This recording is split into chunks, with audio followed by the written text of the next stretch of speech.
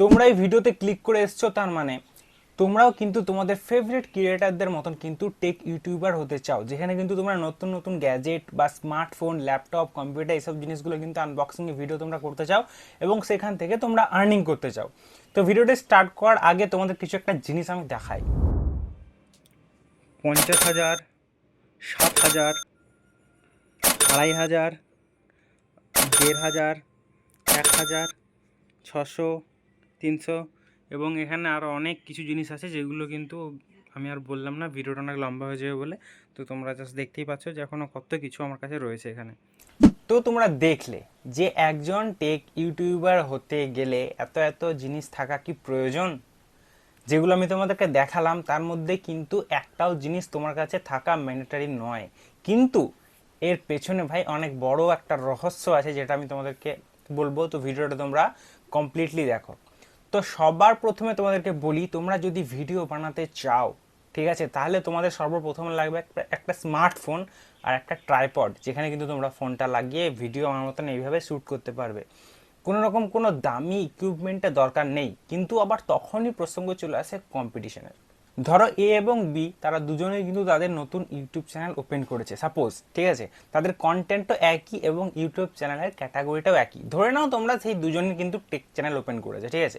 তো একজন তার স্মার্টফোন দিয়ে ভিডিও শ্যুট করছে, আর একজনের কাছে কিন্তু মানে হেভি ক্যামেরা, ঠিক আছে, তারপরে মানে পিসি টিসি হ্যান ত্যান বহুত কিছু আছে, ঠিক আছে।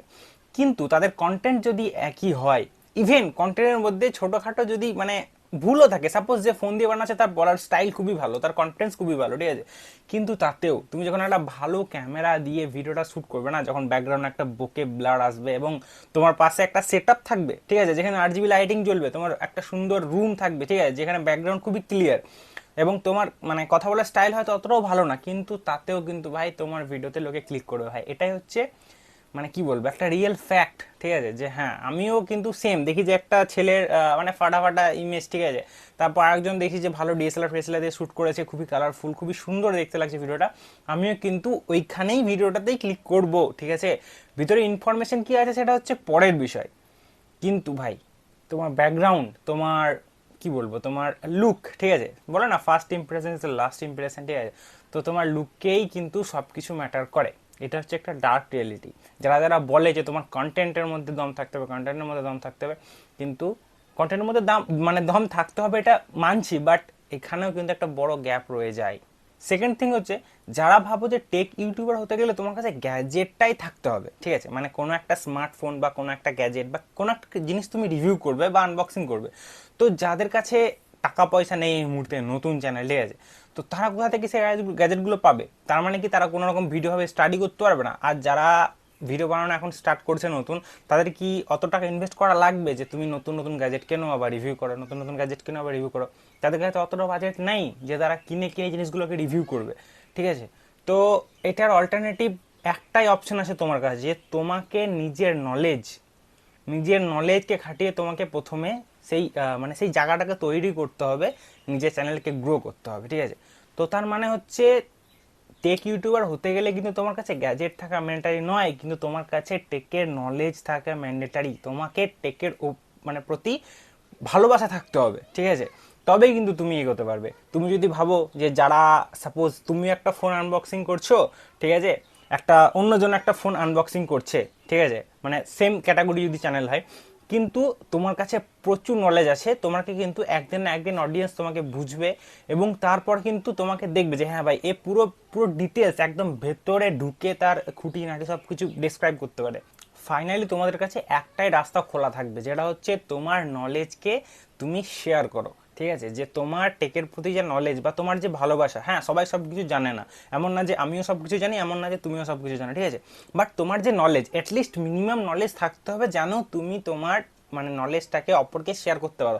এমন অনেক লোক আছে যাদের কিন্তু মানে প্রচুর নলেজ আছে, কিন্তু সেটাকে মানে ধরো নাও টিচার, সবাই কিন্তু টিচার হতে পারে না, তুমি বুঝেছো, কিন্তু তুমি যে অপরকে বোঝাতে পারবে সেই ক্যাপাবিলিটিটা সবার মধ্যে থাকে না। তো তোমাকে সেই ক্ষমতা অর্জন করতে হবে যেন তুমি যে জিনিসটা জানো সেই জিনিসটা কিন্তু অন্যকে যেন বোঝাতে পারো। লাস্টলি একটা অপশন রয়েছে যেখানে কিন্তু আমার মনে হয়েছে যেটা মানে একটু একটু কাজ করতে পারে, এমন না যে তুমি এটার উপর নির্ভরশীল হয়ে যাবে, বাট প্রথম যখন তোমার চ্যানেলটা গ্রো করবে তখন কিন্তু এখানে কিছু কাজ হতে পারে, বাট 50-50 চান্স আছে যে কাজ হতেও পারে নাও হতে পারে, ঠিক আছে।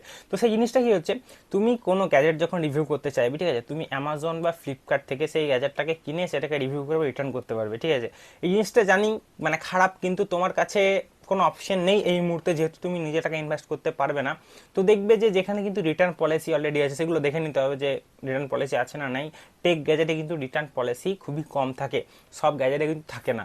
তো তোমাকে সেরকমভাবে করতে হবে, ঠিক আছে, মানে কিনে রিটার্ন করতে হবে। অথবা আরেকটা অপশন আছে, যেটা হচ্ছে তুমি যদি লোকাল মার্কেটে যাও, যাদের কাছে কিন্তু টেক মানে গ্যাজেট অলরেডি খোলা থাকে কিছু কিছু স্যাম্পেল, তো তুমি যদি তাদের সাথে কথা বলতে পারো তোমার লোকাল মার্কেটে গিয়ে যে ভাই তোর মানে এই জিনিসগুলো আমি নেব, এবং তারপরে সেখান থেকে তুমি সেটা ভিডিও করে আবার রিটার্ন করলে তার জন্য হয়তো সামান্য কিছু তোমাকে চার্জ করতে পারে, বা তোমার যদি সেরকম চেনা জানা কেউ থাকে তাহলে কিন্তু চার্জ নাও করতে পারে।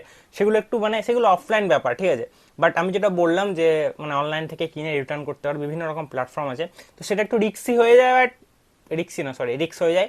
তো তাও তুমি কিন্তু করতে পারো যদি তোমার ইচ্ছা হয়তো, কারণ তাছাড়া তোমার কাছে কোনো অপশন নেই, ঠিক আছে। আর লাস্টলি কি বলবো, যে নলেজ তোমাকে যে থাকা দরকার সেই নলেজটাই থাকতে হবে ভাই। মানে তুমি যে আনবক্সিং করছো সেটা কিন্তু লোকে দেখবে না, বাট তুমি যদি কোনো নলেজ শেয়ার করছো যারা ট্রুলি ভাই মানে নলেজ তো মানে একদিন না একদিন তোমার লাগবেই।